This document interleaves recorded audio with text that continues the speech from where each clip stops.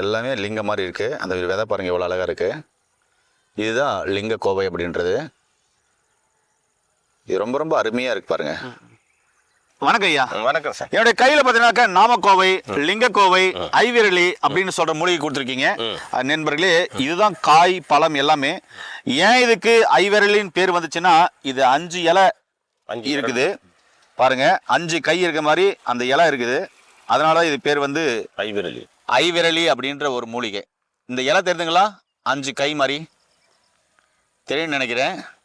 அடுத்தது நாமக்கோவைன்னு ஏன் பேர் வந்துச்சுன்னா, இந்த காயை பாருங்க தெரியுதுங்களா? இதில் நாம மாதிரி இருக்கிறதுனால தான் நாமக்கோவைன்னு பேர் வந்துச்சு. நாமக்கோவை தெரியுதுங்களா? இந்த வெள்ளை வெள்ளையா ஐயா, இதுல என்னென்ன நன்மைகள் இருக்குன்னு சொல்லுங்களேன் மக்களுக்கு. முதல்ல நன்மை சொல்ல போனா, இது ஐவிரலி கோவைன்னு வாங்க. 1 2 3 4 5 கை மாதிரி வருது. 5 விரல் மாதிரி வந்து ஐவிரலி கோவை. நாம வரனால நாம கோவைன்னு சொல்லுவாங்க. இதெல்லாமே ஓகே.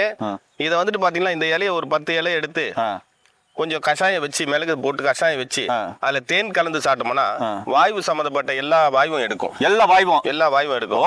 அதுக்காக இதை சாப்பிடலாம். அடுத்து வந்துட்டு இந்த விதையை எடுத்து நல்லா காய வச்சு பொடி பண்ணி அதையும் தேன்ல சாப்பிட்டு வரும்போது ஆண்மை பலம் உண்டாக்கும். அடுத்து வந்து லிங்க பாஷாணத்தையே இந்த இலையினுடைய சார்ல சுருக்கு கொடுத்தோம்னா லிங்க பாஷாணமே கட்டும். அந்த மாதிரி ஒரு குணமுடையது. இந்த பழத்துல இருக்கிற காய் தான் இது. பாத்தீங்கன்னா இதுல என்ன செய்யறது அப்படின்னு சொல்லிட்டு பார்க்கலாம். ஐயா, இதுல நீங்க எடுக்க முடியுமா? லிங்க எடுத்து காட்டுறேன். எடுத்து காய்விங்க பாருங்க. இப்படி பாருங்க, இந்த வளவளப்பு போற மாதிரி இப்படி தேய்ச்சிட்டோம்னா இதுக்குள்ள நம்மளுக்கு லிங்க கிடைக்கும். வளவளப்பு போற மாதிரி தேய்க்கணும். ஆமா, ஓகேங்க. அது காமிங்க எப்படி இருக்குன்னு பார்ப்போம். ஏன்னா லிங்கம் இருக்குன்னு சொல்றாங்க நண்பர்களே.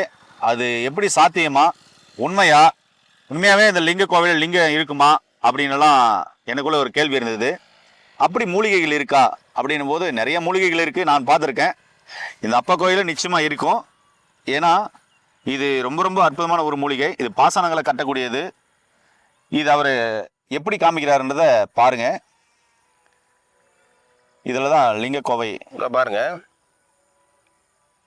இதனுடைய விதை பாருங்க, லிங்க வடிவில் இருக்கு பாருங்க நண்பர்களே. இந்த விதை பாருங்க, லிங்க வடிவில் இருக்கு.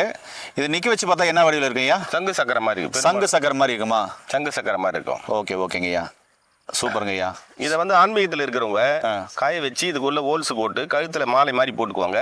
ஆன்மீகத்துக்கு வந்து சீக்கிரம் வழி கொடுக்கறதுக்கு அவங்களுக்கு உதவியா இருக்கும். எல்லாமே லிங்க மாதிரி இருக்கு. அந்த விதை பாருங்க எவ்வளவு அழகா இருக்கு. இதுதான் லிங்க கோவை அப்படின்றது. இது ரொம்ப ரொம்ப அருமையா இருக்கு பாருங்க. இது தைல மாதிரி எப்படி இருக்குவீங்க? இந்த விதைகள்லாம் எடுத்து காய வச்சு குழி தைலம் இறக்கி அந்த குழி தைலத்தையும் லிங்க பாஷாணத்தை கட்டி அதை வந்து சாப்பிடும்போது 64 ஜுரத்துக்கும் அந்த லிங்க பாஷாணம் வேலை செய்யும். ஆண்மை பலத்துக்கு சிறப்பாக வேலை செய்யும். ரொம்ப அற்புதமா ஐயா சொல்லியிருக்கீங்க. நண்பர்களே, இன்னைக்கு லிங்க கோவையை பற்றி அற்புதமாக பார்த்துருக்கோம். இது மாதிரி நிறைய தகவலை தெரிஞ்சுக்கொள்ள நம்முடைய சேனலை சப்ஸ்கிரைப் பண்ணுங்க.